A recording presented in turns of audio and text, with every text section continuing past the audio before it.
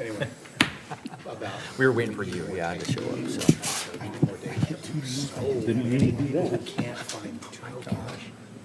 Yeah. So that's kind of on my deal. And Are we so I just live? went up there and Okay, spent a couple, cool. 3 hours. We got the signal that we're live, so we have some people here in the crowd. I'd like to welcome everyone to the Kaysville Planning Commission meeting.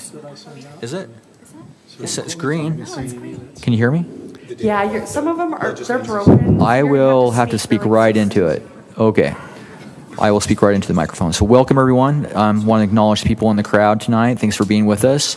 I am Toby Barris. I'm the chair for the Planning Commission, and we'll be open the meeting now by having a approval of the minutes from the February 9th Planning Commission meeting. So hopefully the commissioners have had a chance to review those minutes. Do we have any suggestions for like any additions or deletions to the minutes?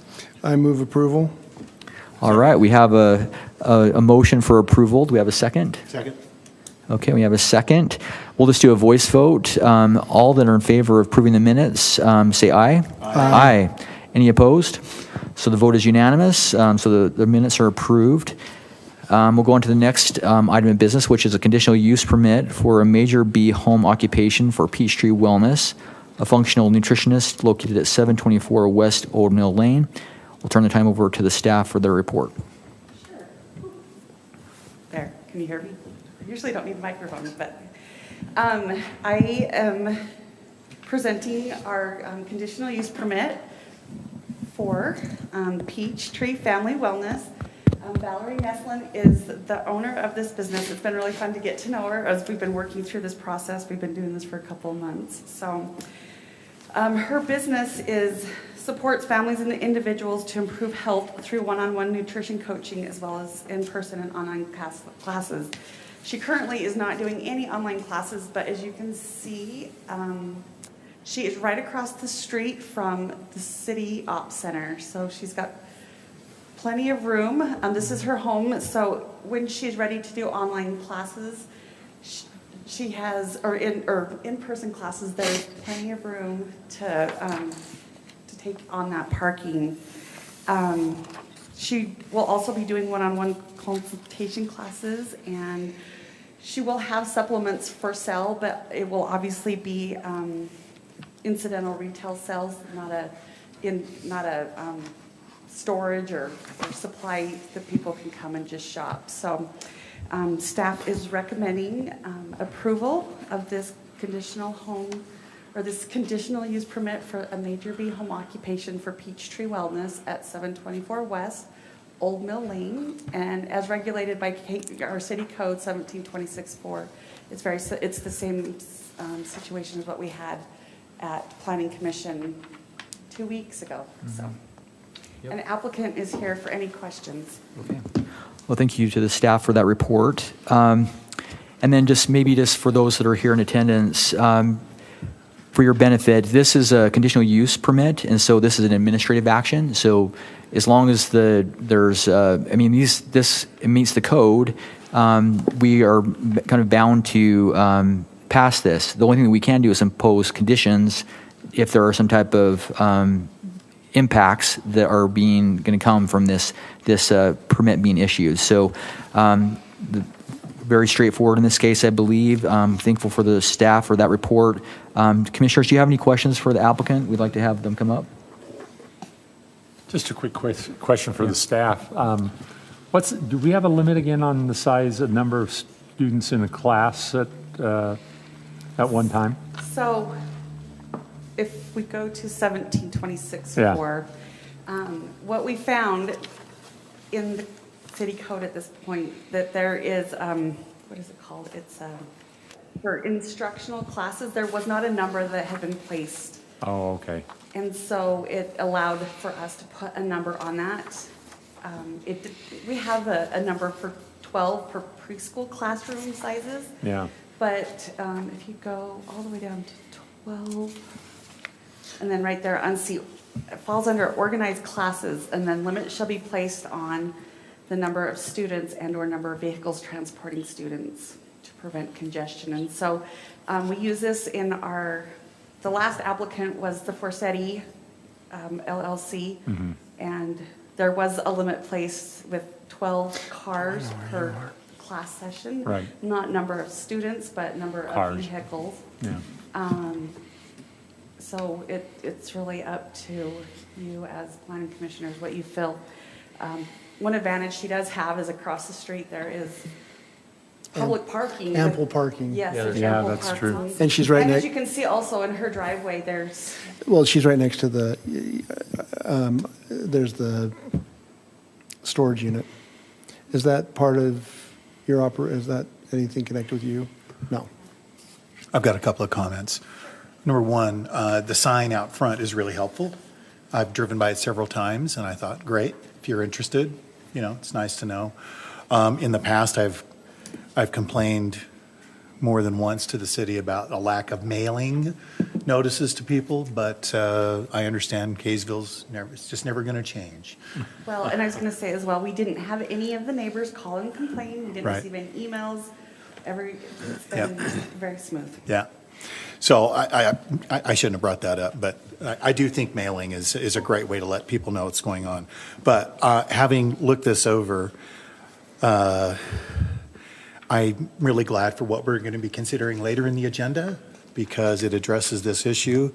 As I look at this, I only have one other comment, and that is I would like to reiterate the comment I made last time, and that is our public streets are public parking as well. And I don't think there's any reason on this earth why the public should not be able to come to Mrs. Nesland or Miss Nesland's property and park on the street if they darn well please to. And there's a couple of reasons for that, because public property is owned by all of us, and she has a right to park on that. I'm not aware that there's any parking restriction on Old Mill Lane. And I'd also like to add that Old Mill Lane is extremely wide and extremely fast, and people parking on the street for whatever reason will slow traffic down because it will narrow the right-of-way, and that's a proven fact. The more crowded the roadway is, the slower people will go.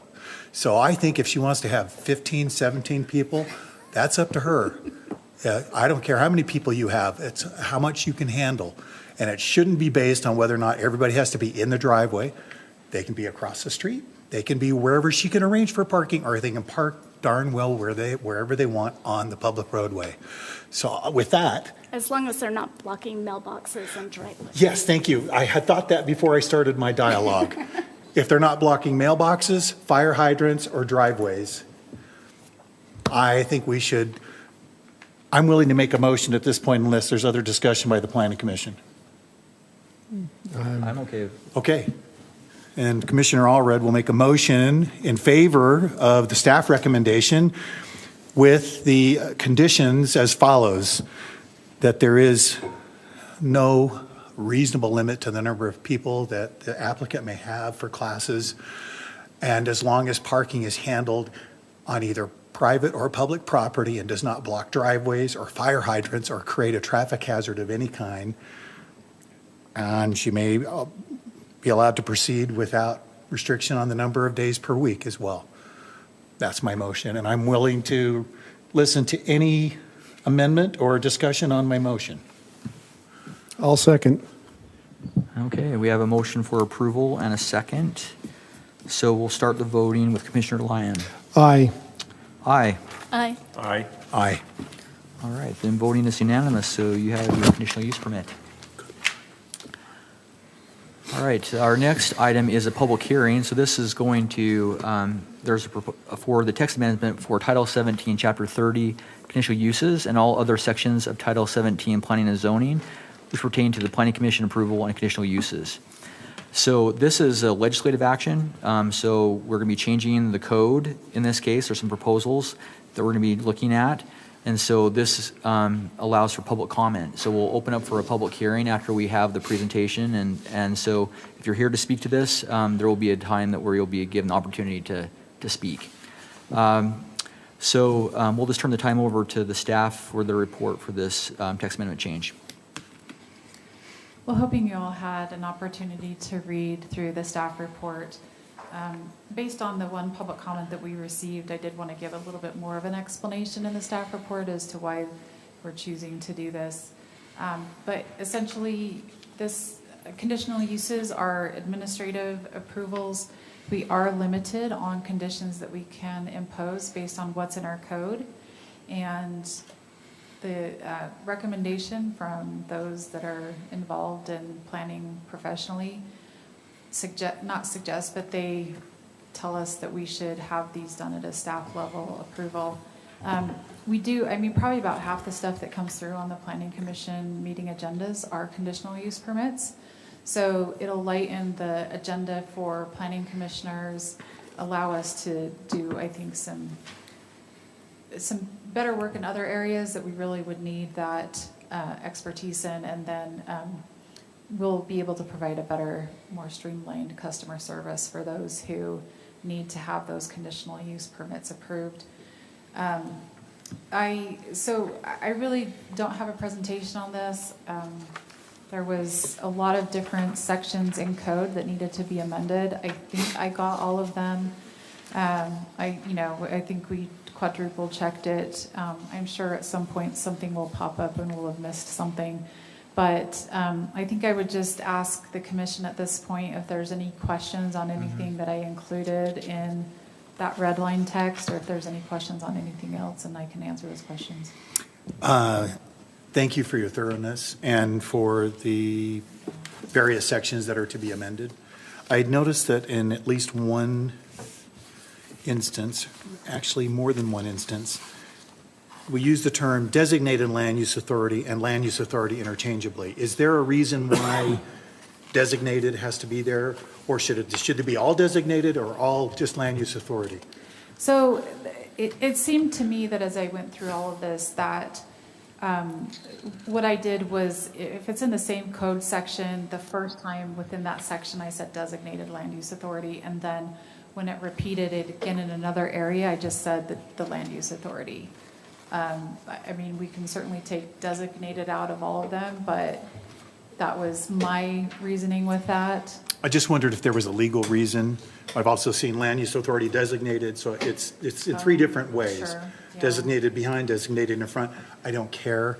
Obviously, the language is solid either way. I'm just looking at consistency's sake. If you want to change it, fine. If the council wants to change it, fine. I don't think it does anything to the meaning or to the strength of the text amendment as constituted. So just done a little bit of these in the past, so I just kind of look for that stuff. Yeah, and it seemed like, too, that some of the codes read a little bit differently. But in the 1730, where that is our conditional use section, I did want to make it clear that we were designating the authority to the community development director or their designee. I felt like that was important. So if, I am gone, or somebody, we have planning staff that are capable to do that, then it's not something that has to be done solely by me, but it gives us the flexibility to just have anyone in the community development department take care of that. I actually like the format of having it at the top of each section, saying designated. I think that's consistent throughout. And certainly having a designee is important. You have that for building permits. You have that for accepting applications. The community development director cannot be there 24/7, although it is expected in many places. So if you ever want to have a day off or want to be sick, there has to be somebody who can say, yeah, we're going to sign off on that home occupation. So anyway, I think that's important language too. So I have no other concerns. Okay. Any other questions? I know that Commissioner Lott and I were talking beforehand, and one question that she had kind of posed, and I thought was kind of valid, is like, is there any noticing right now that just goes on, like for conditional uses, and will that change like with this, or is there not any noticing that goes on for? So we are not legally obligated to do noticing for conditional use permits. Frankly, I go back and forth about whether or not we should, especially after one of the last times we put a sign out for an administrative item, and it caused a lot of discontent within the community. So, I mean, Mindy and I talked about this as well too, and we kind of feel like something like this, it may be better to err on the side of caution and put a sign out. I would hope that I mean, it's not required, but I would hope that somebody who has a home business would at least maybe talk to their neighbors to the left and right of them, but we don't have that requirement. So I have a question too, just to clarify. If there is public notice given, does there have to be a public hearing or not necessarily? They don't go together? No, not at all. So a public hearing is a specific part of a public meeting where we essentially have to allow the public to give their opinion on something. And so you can have a public meeting without a public hearing. You can also have public comment without a public hearing. When I was in Murray, they did send out notices for the conditional use permits, and they allowed comment on each of the items that they had on their agenda. So, I mean, I think you can do that. I think I like the idea of a public notice, just because, I mean, our code is great, and we trust you guys to do your job, but what if there's something that isn't in the code? We've found out before that our code is not flawless. What if something comes up that we're like, oh, yeah, maybe we need to consider this, or write the code so that it has the flexibility to say, you know, something like, or like issues, or something, you know, that gives that. That's my one concern. I'm sure that like 99% of it's already covered in the code. If I What could, if it's not? if I could interject real quick, If I think it's not in the code, we can't apply a condition. Yeah, But what if public notice brings up something that, unless Even if we've it's- addressed it in the code, we have a standard for it. Yeah, we can't apply it even if it, and that's one of the reasons why, you know, you do question whether or not you want to invite the public into something that they may bring something up, but if it's not addressed in our code and we don't have a standard, we couldn't apply a condition. correct. but it doesn't allow us to make changes to our code should the need arise if we're not gathering information Yeah, from the well, people there's that it that. affects. Well, that's very true, but in that instance, your staff would be bringing a text amendment forward. That's fair. And so, you know, I mean, those code complaints come to us. They don't generally come to the planning commission, but that would be where, you know, I think that a lot of these items have been on the books long enough for us to know where the landmines are. And so, you know, that's generally, like, your best practice is if it's a new use in an area, you might want to list it as a conditional use, but after 2 or 3 years and several applications, you kind of know what those pitfalls are, and you can always amend the code to account for those. Okay, that clarifies for me, but. Go ahead, Paul. A couple of quick comments. I have some mixed feelings on this as somebody who has sent out countless notices and been in countless public hearings with the public. My overwhelming thought is the direction we're going is the right one. There are two major schools of thoughts on public hearings and public notice. For administrative items that are not required to have a public hearing, it's really about the philosophy of that community. Does that community want to go over the top in letting its residents know what's going on pretty much everywhere around them? The last community I worked for was strongly that way. Now, that put a huge burden on the city, both from a time and financial perspective, and often created a lot of heat at public meetings that really wasn't necessary. You know, a home occupation like Mrs. Neslin, who was just here, is there a reason to really ask everybody within 300 feet? 100 yards in each direction, you think about that. You think that's only a few homes? Sometimes it can be 40 or 50 notices. Or 500 feet. Or in East Mill Creek, where you have high-density housing, also near multifamily. I mean, we ran into that before on public noticing, where also now you're in the high-density housing, and you're sending out 800 notices because all of a sudden you're affecting all of those homes in a high-density, Luckily, Kaysville doesn't have a lot of multifamily, but you might run into it if you got up on some of the upper streets and. Well, Holiday's next to East Mill Creek. Yeah. And East Mill Creek Mill Creek before they incorporated, spent a lot of time in our offices asking what they should do when they incorporated in terms of planning. Correct. In fact, at one point they approached us and said, "Will you do our planning too?" It's like, are you kidding me? 90,000 people, you have 3 planners for 90,000 people. We have 30, you have 60. I mean, it's loony out there. So two schools of thought. You do notices and you let the people know all the time what's going on. The consequences of that are you often get people coming out who have the belief that if they can come out and comment, they can shut it down.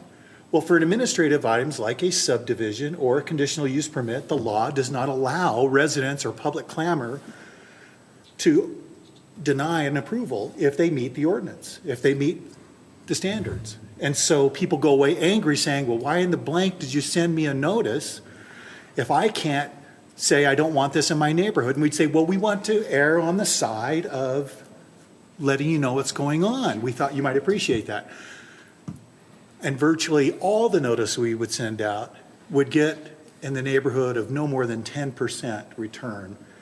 So you send 50 notices, you get 5 or 6 people out. Or every once in a while you get a real people on next door or whatever saying, you gotta go protest this. So I'll try to be more brief in the future. The other format is this one, where you don't just say there's a fire in the neighborhood, somebody wants to do a home occupation. So you don't send a notice to everybody saying, she's going to do a little daycare, preschool at home. Why should people be able to come out and try to steer all sorts of conditions that may not be applicable under the law in the code, and when they don't get their way, they're mad again?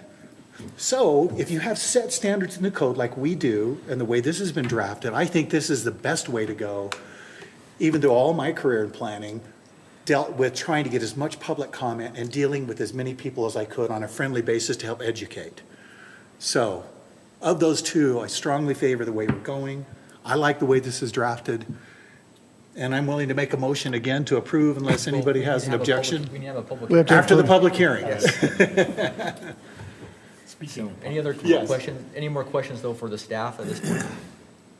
I'll make a motion to go into public hearing. Okay. We will open the public hearing. So if you're here to speak to this, we just ask you to come to the podium and then state your name, and you can have 3 minutes each. Any takers?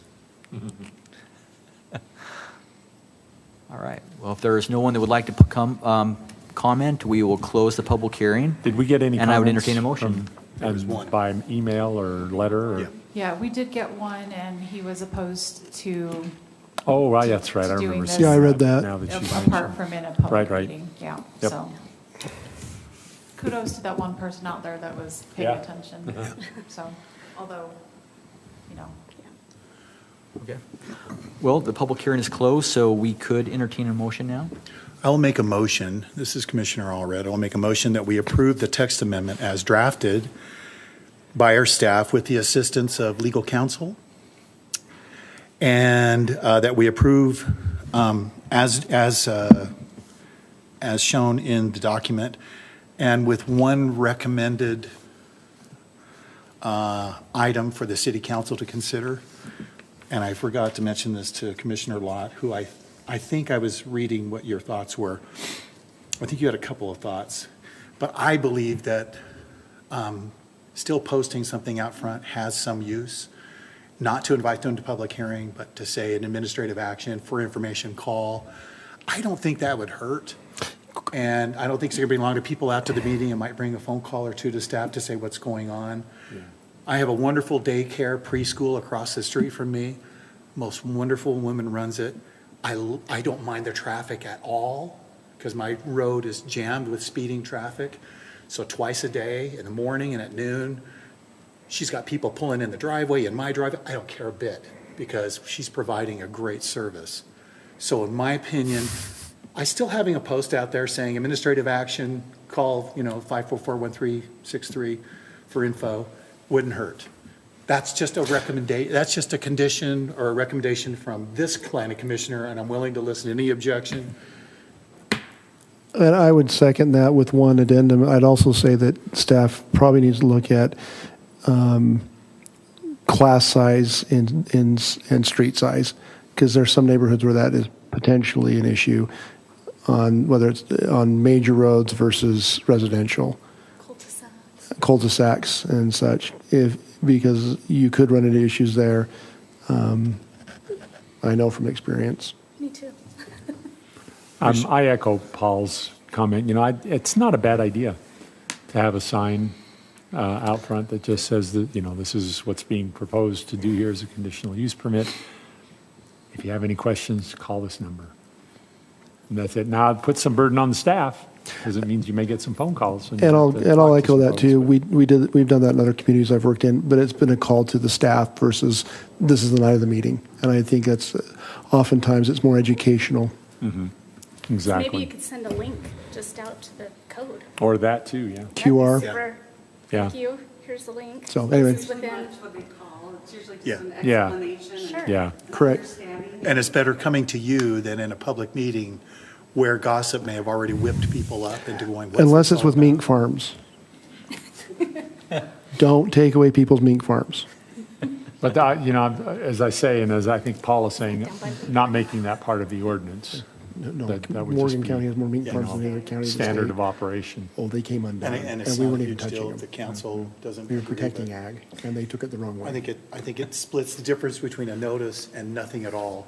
Because it can be a rude awakening to one day see all these people in your neighborhood and go, what's going on? Why, I didn't know anything was, oh, well, I followed the law. Well, what is the law? Well, And I feel like the public appreciates transparency. yeah.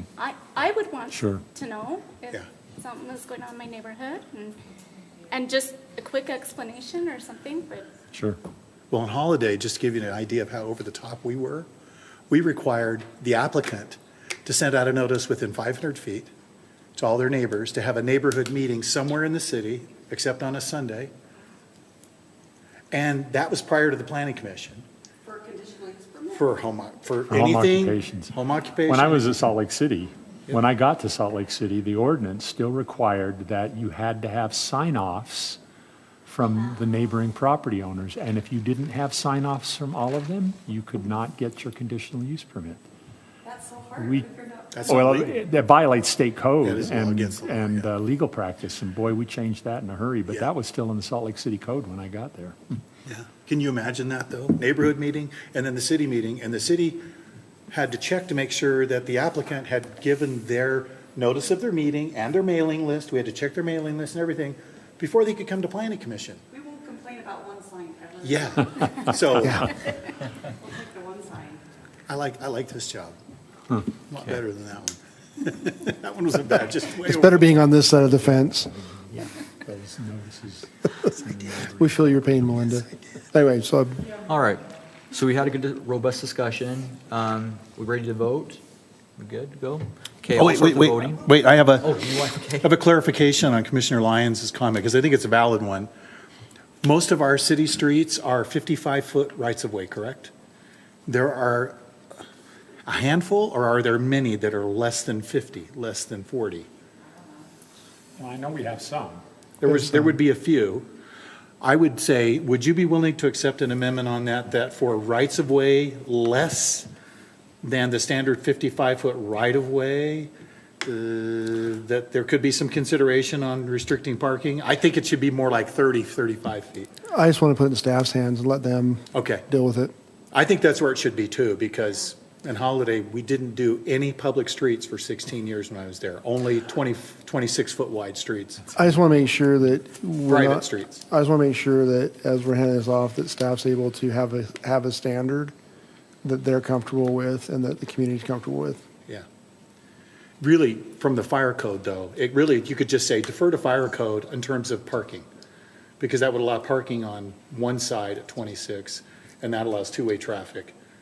Yeah. So, I mean, if you say just defer to fire code for on-street parking, you should be okay, because I doubt we have very many 26-foot wide public streets. And if it's a private street, This isn't Boston. yeah, or Holiday. So could I just get some clarity on what the Yeah. motion is Motion is, for Mindy? okay, I'll clarify the motion as the maker. That was the longest motion I've ever had.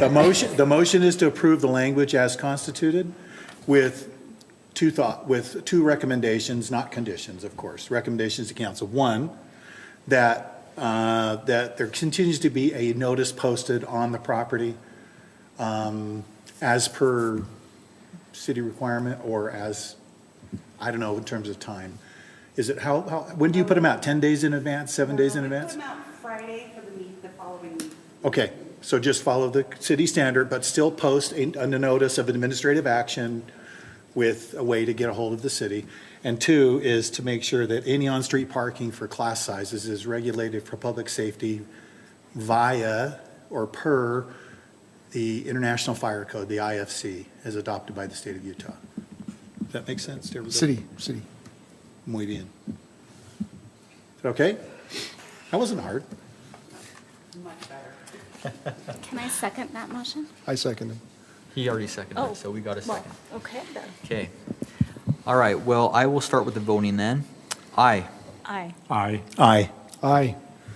All right, so the motion passes unanimously. So that will go to the city council for final approval. We have now agenda item 5, where we have some people from the University of Utah Master of Social Work students here to ask some questions. So we'll just have them come up forward, and you can go ahead and have the podium, and you can ask some questions.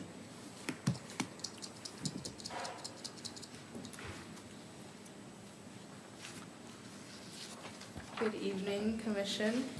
We are here representing the University of Utah students in their Masters of Social Work program. Our community-based strategies for social change class includes a community assessment assignment.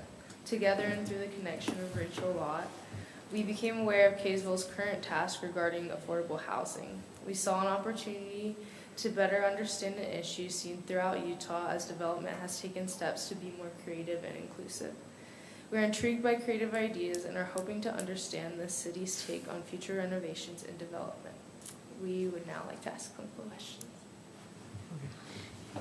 Do we need our names? I apologize, Morgan Sigourney. Thank you. Can you spell that? Yeah. Sigourney.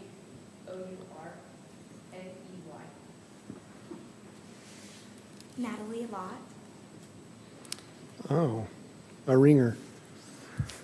and Emily Durant.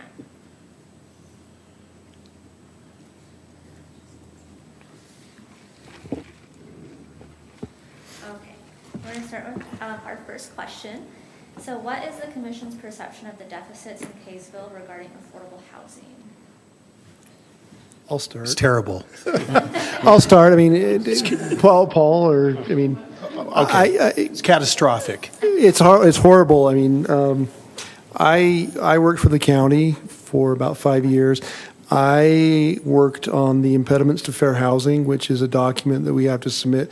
The Davis County has to submit to HUD as part of the 5-year consolidated plan. The document's publicly published on the county website. You may want to go take a look at it.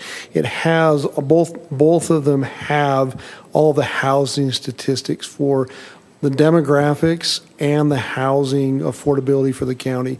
If you take a look at that and you go look at the affordability index for the county, and particularly by city, and we looked at every city in that assessment, the affordability isn't here, and it's not in this city. It's not here, and there's reasons for that, and it's lot size. It's housing availability, it's housing diversification. I mean, there's a whole series of reasons. And what you run into is your zoning laws and your other laws haven't kept pace with need and demand. And so as that's changed, as demographics have changed, and some of those things have changed, there's a couple questions have raised. Are we able to keep up with that? And so there's reasons for why it hasn't, and why we're in the condition we're in. We've also grown at a tremendous rate. I mean, if you look at the number of people that have come into the state versus housing supply and housing demand, we haven't kept up with that. So there's a lot of reasons in this in the whole thing. The other question is workforce housing. I mean, if you start really wanting to get into census data and looking at the number of people that drive into an area and drive out for jobs and stuff, we typically commute out of this community. We're a bedroom community to both Ogden area and to Salt Lake, and so we have a lot of people that work in those areas, and so we're not close to the jobs. But Kaysville is the bedroom community for those. So the housing affordability suffers because of that. So there's a lot of pieces that fit into that. We just recently, within the last year or so, redone our moderate income housing plan that we're required to do by the state. And Melinda can probably give you the statistics, but it outlines in there essentially what our affordability ratio is, and it's not real good. And so we've identified a number of policies and strategies that we should undertake in order to try and enhance that affordability, and that's all in that plan. Have you guys had a look at that yet? Okay, so you've seen that. I'm going to piggyback on what Steve and Will said. This is a particular sore point for me as an urban planner. I may be retired, but I'm not dead. I'm volunteering my time on this commission to hopefully make a difference with this community on raising awareness that we have one of the most overwhelmingly single-family cities anywhere.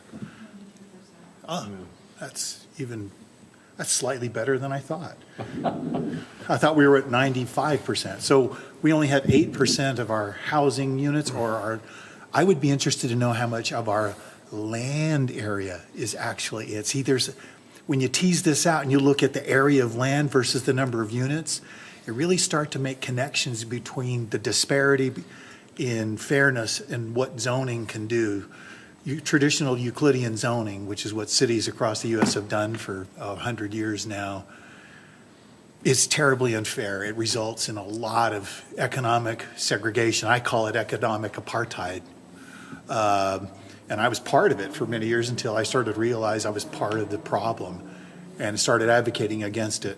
And fortunately, I was able to get my years in before I got my head chopped off twice for actually speaking the truth in public about we're doing a disservice to the people who do not have the income or the age or, family to get them in a home.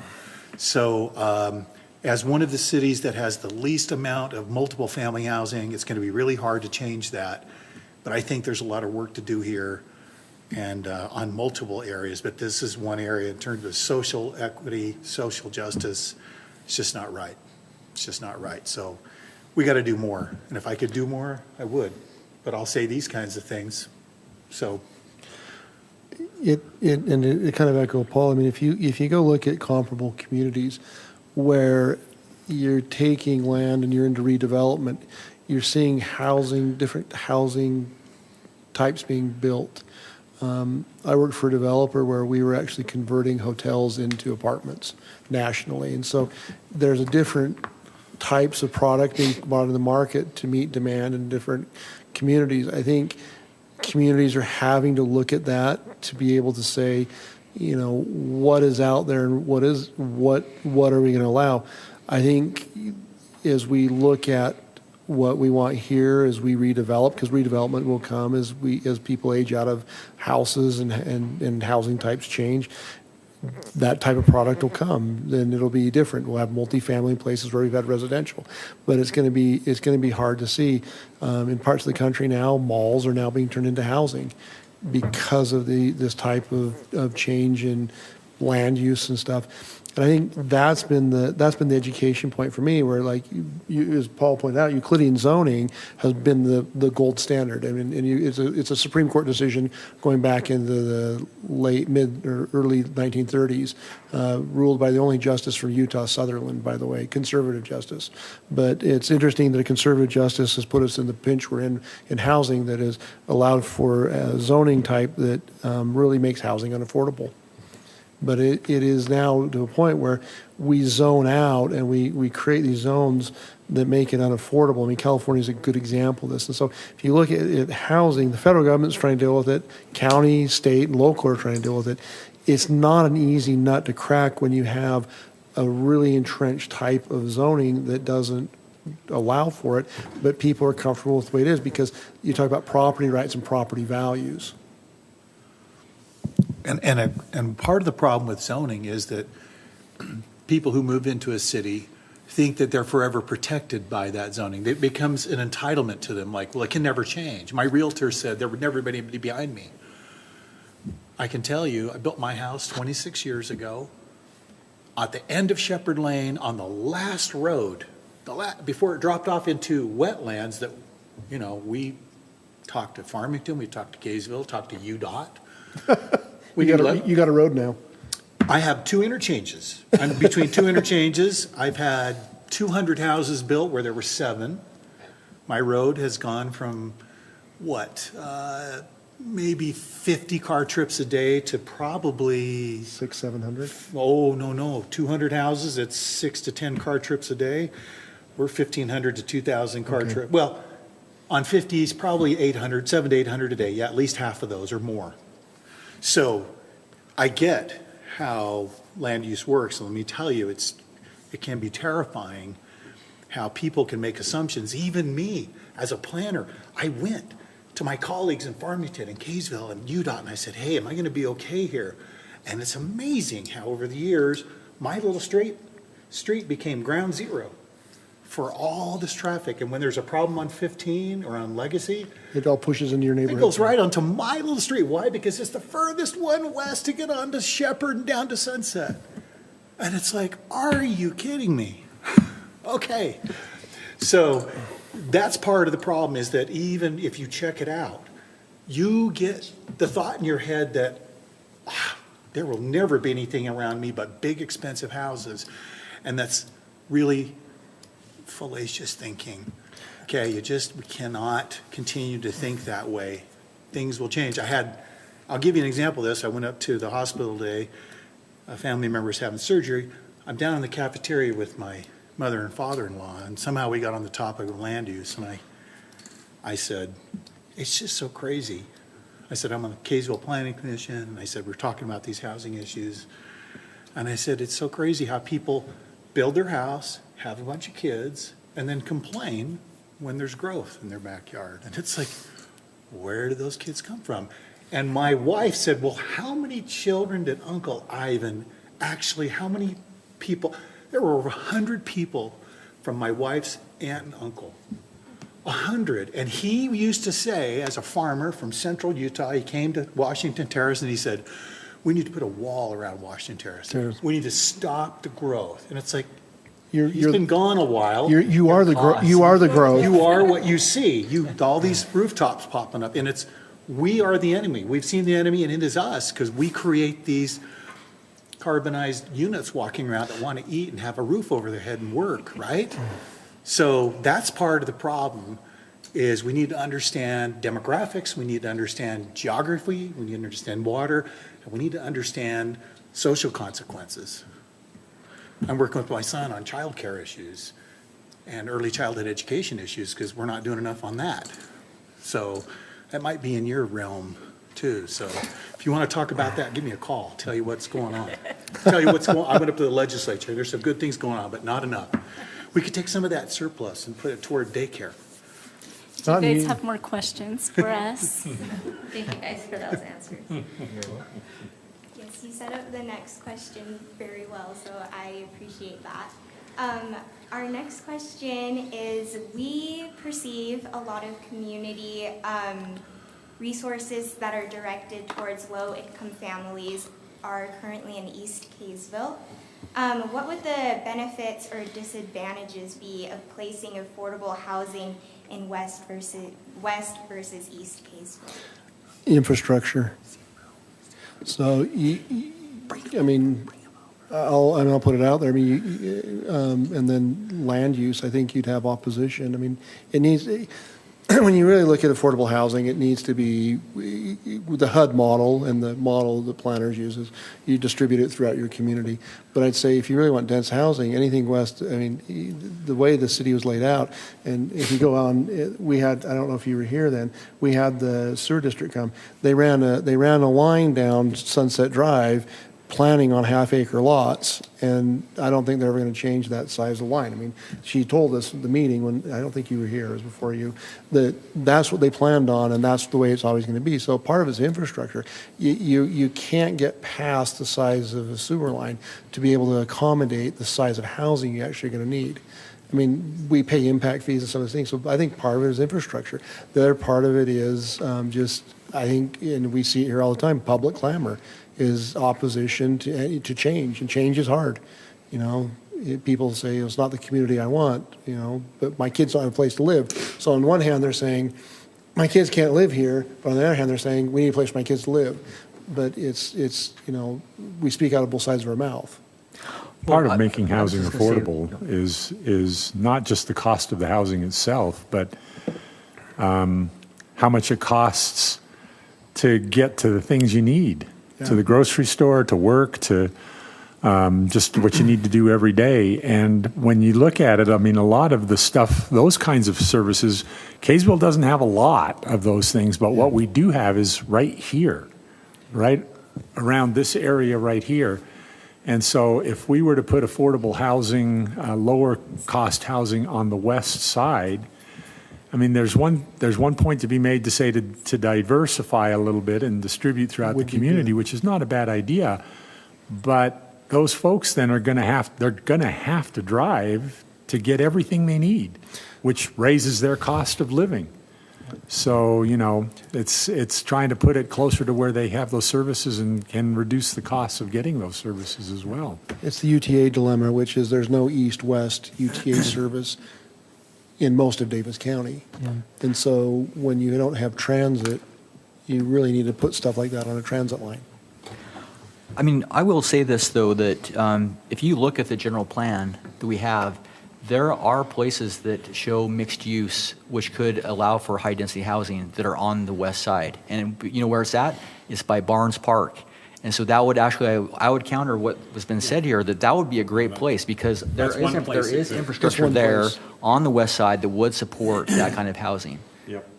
It's about And the right one there by place Smith's. on the west side that It's probably the one place that actually has it. But you get further west than that, and you're really into some issues because what they planned when they planned the city was for half acre. Will there ever be bus routes out there, West Kaysville? That's a funny question. Not unless UTA gets a lot more money. I'm still kind of hearing arguments for the status quo. 20 years ago, 25 years ago, I came to this city council and planning commission and said, why are we only building half-acre lots on the west side? That's stupid. Yeah. It's water wasteful. You're trapping people in their cars. My kids have no park within a mile and a half of their home to Barnes Park, having to ride either over the Burton Lane overpass or the Shepherd Lane overpass. Oh, yeah, that's great. Put my 10-year-old, my 8-year-old, and my 4-year-old on bikes. So you know what they did? They built a 7-acre park in a private PUD that's sitting there doing nothing. 7 acres.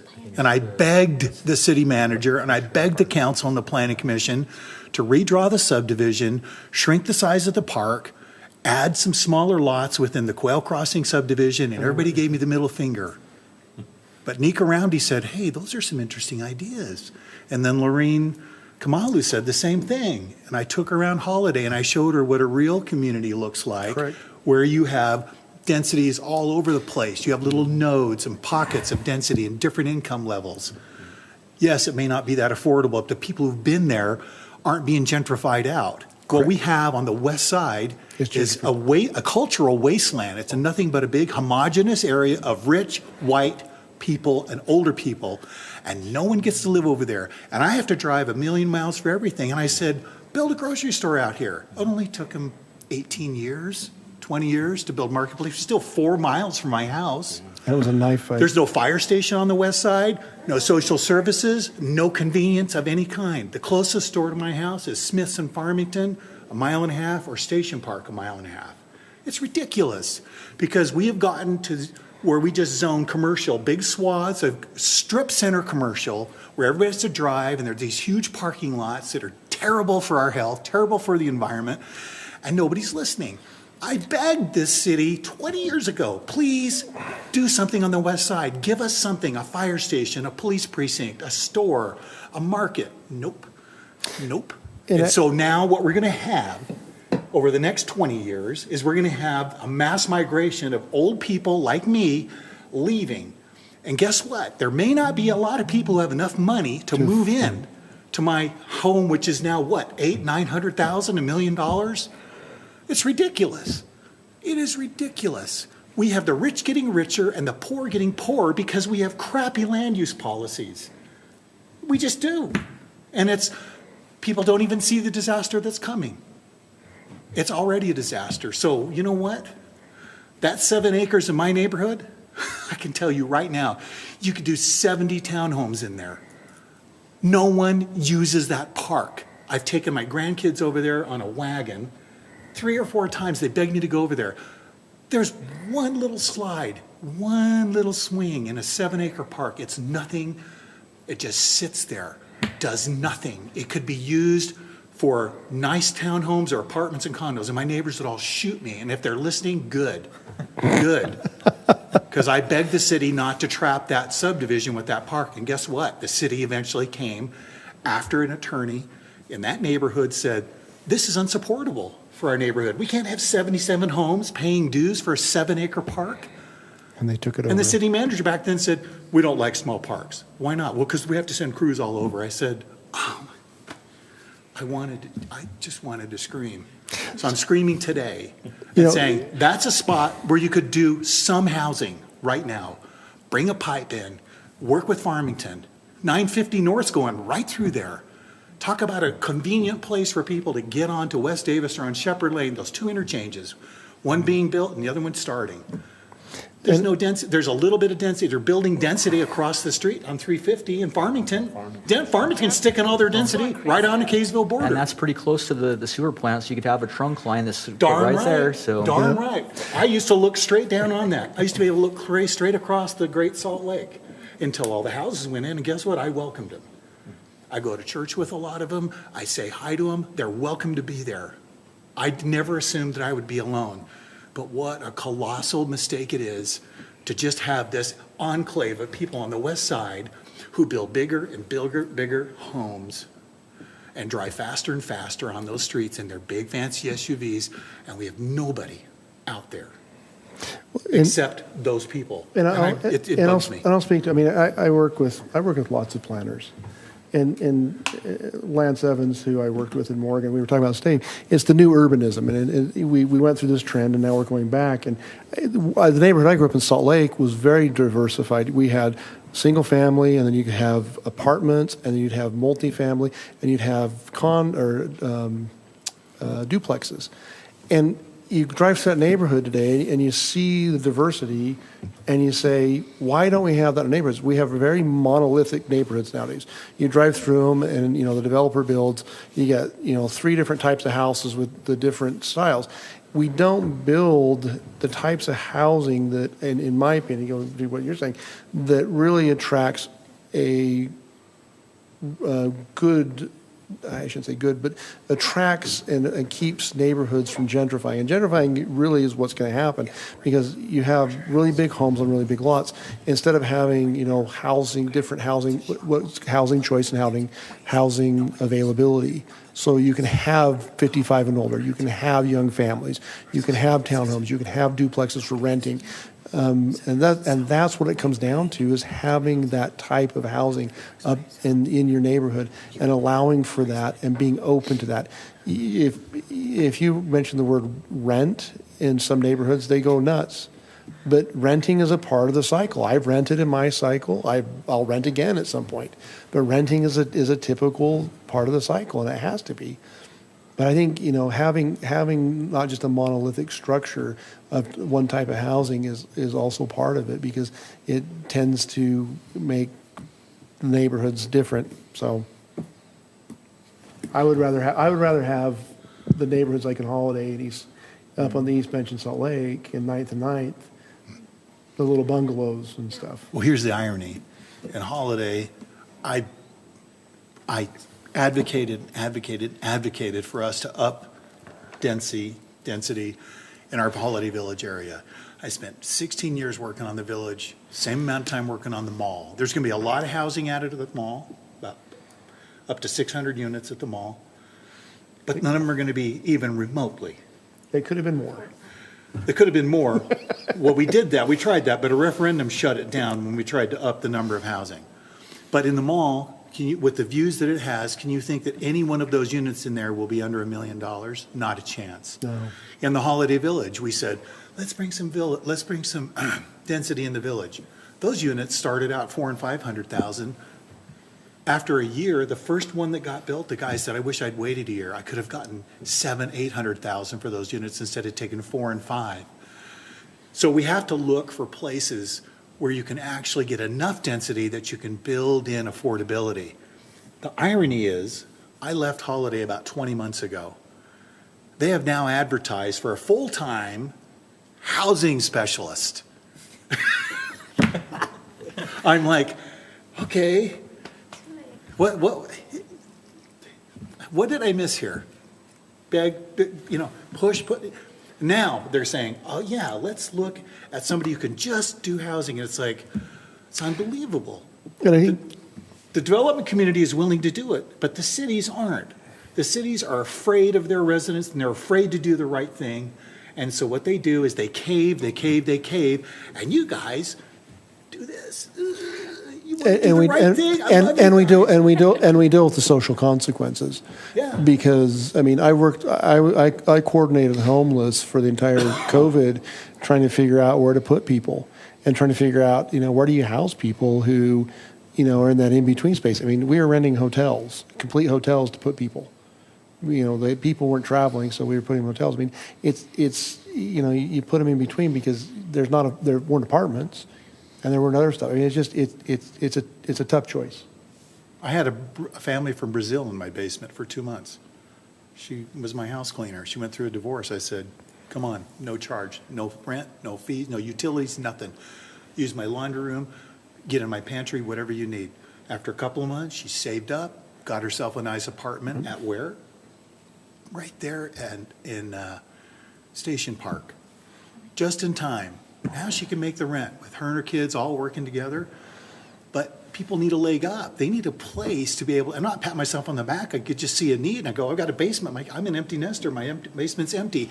Do you know how many people have monstrous houses that could be used? But if anybody dares to rent to somebody in their basement, they run to the city. Hey, that's multiple family zoning now. No, state law protects that, but people don't care.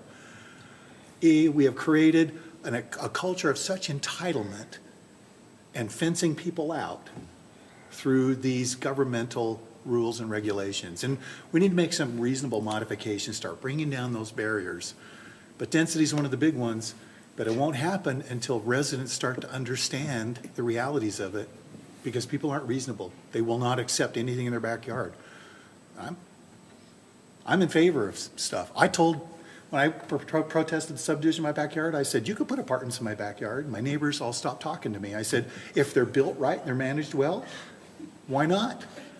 They freaked out. Conditional use permit back in Salt Lake, right? Well, they freaked out. You know what they said? My neighbors actually said, we want at least a 300-foot setback from our property line to any other half-acre home, because they had 3/4 acre. I'm like, wow. This is not Dallas from the 70s. Anyway, people are unreasonable. You're doing the right thing. Did that answer your question? And this is all recorded, so if you need to refer back to it instead of taking notes. This is perfect. Thank you so much. A lot of you answered a lot of our other questions, so that's perfect. For your sake of your guys' time too, I think, bear with me with this next question. I mean, all good, but how has the Providing Affordable Housing Act, originally stated in 1996, impacted Kaysville?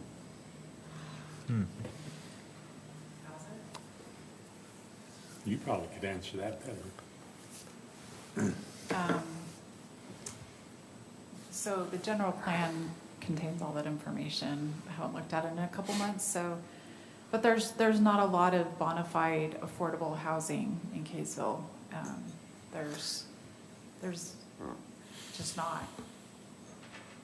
I'll speak. I mean, having worked on the county side, I mean, you have a bunch of cities up here, and the joke in the county when I worked at the county was the affordable. And cities have said this openly. My affordable housing plan is Clearfield. And that's kind of been the running joke, and it can't be anymore. I mean, people, and I like Mayor Shepherd in Clearfield, but when he took over, he's got a great vision, which is nothing's going to be built in Clearfield that doesn't have, on particularly certain parts, that doesn't have an elevator in it. And then they've done some really big changes, and they're putting affordable housing, 55 and older, guaranteed income housing, and doing some really brave stuff. And I think that's what it takes. And to get to this act, I mean, it's required by law. We go through the motions. We put it into our paperwork, but do we really follow it? I think that's the problem. Is there's acts like this. There's AFFFH, which comes from HUD that you have to comply with. All these things. It gets pushed off to your housing authority. And do we really interact with the housing authority much? No, not unless you have to. I don't know if you've talked with the housing authority here, but it becomes a motion that you do, that you go through. You gather your data, you supplement it, but do you really go through much? Is there a penalty? There's often not a penalty to this. The state's going through that now and saying, here's the carrot and stick. I mean, they did that with this moderate income housing plan this year. You had to choose things, and if you didn't, you're not qualified. You don't qualify for certain grants. And I think that's starting that process to get cities, particularly across the state, to become more aware. You talk about this act. I mean, yeah, it's a data collection tool, but past that, are we really required much to do with it? No. It's been shoved off to other agencies. I mean, I've worked with all the housing authorities across the state. I mean, they're the ones that probably I know who deal with that the most. I mean, they're the ones who are in the forefront of this, because they're the ones with the vouchers. They're the ones with the money. Cities don't have the money. They haven't been empowered with the money. And that's been the other issue. If you don't have any bucks, you don't get Buck Rogers. I mean, that's the issue. And that's where the money for affordable housing in the states has been put into the housing authorities. And that's where the costs have gone. So, and I think you can deal with it all you want, but it becomes a data collection and not a real act to actually empower somebody and to give somebody to do something. And I'll go back. I mean, Washington State last year guaranteed $52 billion over, I think, 3 years for affordable housing. And then they made huge drastic changes. I dealt with the development up in Washington State this last year. I'm going through the process of getting it ready through administrative process to get it land use done. And then they put across all the cities had to adopt ordinances for guaranteed affordable housing. And it was interesting working with this. I worked with the city of Vancouver on it. But you have states that are finally getting in the act, and they're putting money behind it, they're putting teeth behind it, and they're forcing cities to adopt ordinances for guaranteed low-income housing because they see there's a gap, and they see that. But it's going to take things like that. I think this year Senator Adams is putting money behind some things. I mean, that's what it takes. It takes changes in ordinances and changes to and money to the cities and counties to actually get stuff done.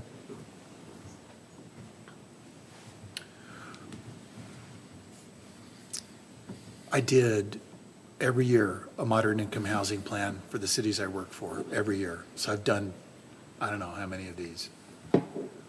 By and large, they've been a joke because you may not be aware, there was really no teeth in the legislation that said, it just said you had to have a plan, you had to send it to the state. Well, whoop-de-doo. Cities could go, all right, we'll tell you what we've got, what we don't have. Now what? And then the legislature didn't say there was any penalty if you didn't do anything or if you didn't put any money for it. And they did this year after year, and the planners were laughing. Like, okay, you gave us this work to do, and it's an unfunded mandate from the legislature. Thanks a lot, guys. Now what? And then the legislature started to say, hey, nobody's building affordable housing. All the cities are just kind of going, not my problem. And every city does the same thing. We don't want density. No. Let's get Mikey to try it. I'm not trying it. So the joke is now the legislature is starting to say, if you do not have a legitimate moderate income housing that actually produces results, we'll start withholding some funds from you. It falls incredibly short of what Washington State is doing. They don't have triple our population. They might have a lot more budget than we do, but $52 billion? Man, over like 4 years. Wow. That's an incredible amount. That's putting your money where your mouth is. And then they changed the whole section 36 in their code. Very familiar with it, because it enacted within the city codes a whole change, and it became at 60/40. So 60% AMI, 40% of any new units within transit-oriented development or next to major roads qualified. And so when we proposed our project to Vancouver, instead of going through a long process that was, we applied, we had to pay impact fees, it became administrative. So they're making it easier now for developers that are bringing projects to them to go through that are affordable. And so instead of becoming a hindrance, the state says, let's work together. We're going to get the roadblocks out of the way. And that was a huge piece for us because it saved us almost $250,000 in fees to the city that we didn't have to pay. And it saved us 4 months in having to go through that process. It became administrative instead of legislative. It's a really good point you bring up. There are multiple barriers to affordable housing. If that's what you're really looking for, Ms. Lott, Ms. Sigourney, and Durant. If you're looking for that kind of information, connect the dots on why we're not really doing affordable housing. There are multiple reasons, and you're hearing them tonight. And that is, we don't have a legislature that's really willing to put their money where their mouth is, even when we have record surpluses, and we really don't have cities that are serious about this, but you do have a community of planners and a community of social advocates who know what needs to be done. And I'm frankly embarrassed that there are 30,000 people approximately out there who still don't have shelter. And he raised a really important point, and that is delays in when and how you get approvals for project are critical. Critical. If it takes a year to get some apartments built from the time they file their application, well, that's a missed opportunity. Because what's happened in that year, in all likelihood? Material costs have gone up. Public has come out and mobilized. Developers get frustrated, and they walk away. It may never get built. Interest rates may have skyrocketed. That's what we have now. We have huge building costs that have gone up the last few years. Interest rates have skyrocketed. And if you didn't catch the last wave, you're now locked out for a long time to come in this state. Because the cities up and down this Wasatch Front really, by and large, don't have the will to say, we're actually going to help people out there get into a house so they can build wealth. You hear people talking about it. I don't see a lot of people doing stuff about it. So hopefully you guys will be the change that you're looking into. Thank you, guys. Thanks. Yep, thank you. All right, the last, I should say not the last, but the next item on the business is call to the public. That's you. You want to say anything? You're the public tonight. I've got something to say. You want to say something? I have nothing to say. Oh, you have nothing to say. Okay, fair enough. You said your piece already. I don't apologize for being passionate. Okay, well then, since there's no public here that wants to speak, we'll forego the call to the public, and then we'll just turn the time over to staff for other matters of business, the reports, correspondence, and calendar. All right. I sent an email out a week or so ago about the new software that we're using for the agenda packets. I don't know if any of you have had an opportunity to open that up and go into that software and view the agendas. Go ahead and try it tomorrow when you have a free minute. I know you guys are busy. If you're having troubles getting into it, and if I need to send a new email or readdress it, I'm happy to do that. It should be fairly simple. It's a great way for us to send the agendas to you and the packets. As of right now, we don't have it set up for communication to go on between planning commissioners through. I know I'm not sure if we have a need for that. Maybe in the future, if that is something necessary, then we can open that part up on the software. But It So took you'll me be a using minute. that Sorry. new software rather than Dropbox? so the city has wanted us to move away from Dropbox. Okay. Dropbox is so insecure. And and ultimately, I'm sorry, I think, Rachel. I don't know if you've noticed, we've pulled away from Dropbox, and I just have been, we've been sending you links right to the website. Yeah. It's the same effect. And so today we sent out an email to all of our subscribers that we had prior with this on our city website. And today we just sent that out so that everyone has to resubscribe to it. We have 24 new users as of today, so it was effective.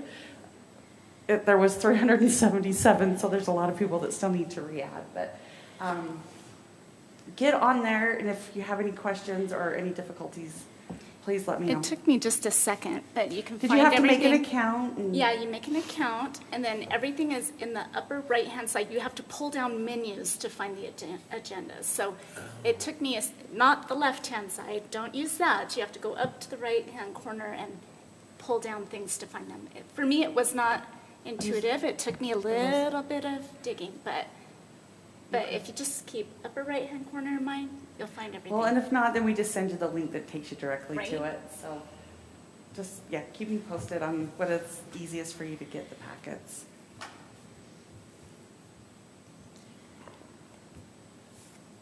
Wilf and I have entertained the idea of having a training session.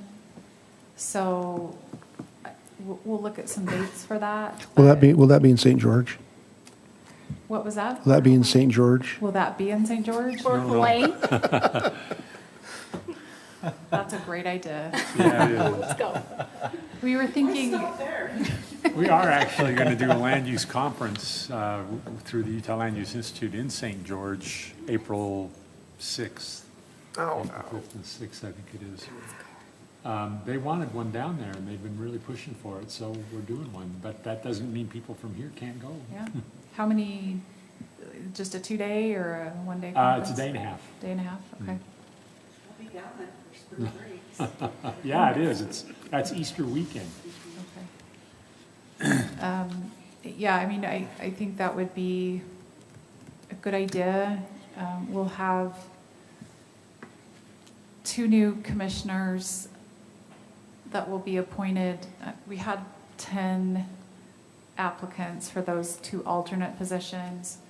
We have interviews set up next week, and so I think after we get those individuals selected, it would be a good time to do that. We also talked about maybe doing a joint one between the council and the planning commission. Or I mean, the mayor has talked a little bit about wanting to do one for the council too, and Yeah. she's And looking inviting at, commissioners. what she talked about was having like a 5:30 work session on a council meeting. And I think what we could do there is just, I mean, it'll be aimed at the council, but we could, if you're available, come. Sure. And then we can do vice versa here. We can do it for the planning commission and invite, and we can do different topics. I think the council could really use a basic 101. Yeah, well, I mean, I'll say this, Abby, is he directing that? Is he directing at you? we've all had quite a lesson in land use and civics over the last couple of weeks / few weeks with the Westgate commercial subdivision that's come through, and that's been a great opportunity to help people understand, to help the public understand, and also our planning commissioners and elected officials. Land use is a very complex thing. I've said that before. The laws are always changing, and up at the state legislature, and then when they're not changing there, they're changing because of case law. I mean, this isn't a land use issue, but just Utah State Supreme Court issued a ruling today that upheld Pleasant Grove's transportation that came out use today. fee. We have been waiting for that Yep. for a couple of years. Yep. So so that's good news because we have that same fee here in Kaysville, but it's always changing, and so I think having Highland does too. a Q&A session, just kind of that lesson on, I mean, even just what we talked about, somebody can come in, talk about a conditional use, bring up a concern, but if it's not in our code, we really can't do anything about it, except for change our code going forward. And, you know, there's been a lot of questions about, well, can we make someone do this? Can we make an applicant do that? And a lot of times the answer is just no. And that's the way the state of Utah has set up their land use to work. So, you know, I think that would be good. We'll look at some dates where maybe there's a lighter, Once we get the new commissioners on. yeah, and a lighter city council meeting Yeah. for a joint one. We would invite you as well, and then one for the planning commission as well. But I think we'll have, if we start doing those conditional use permits administratively, we'll have a lot more time in our agendas to, yeah, to look at some of those. So, Will, do you know when that training in St. George is going to open up for? So that's the Utah Land Use Institute. Yeah, it is. Okay. I think it's Might open be open now. already. I'll look. Okay. But yeah. I think that's really all I had. So unless there's any questions for me. Any other items from the commissioners? You can go home at a reasonable hour. No, I want to stay. Okay. Okay. Well, I will entertain a motion for adjournment. So moved. We're adjourned. Each week, another month goes down, isn't it? Oh.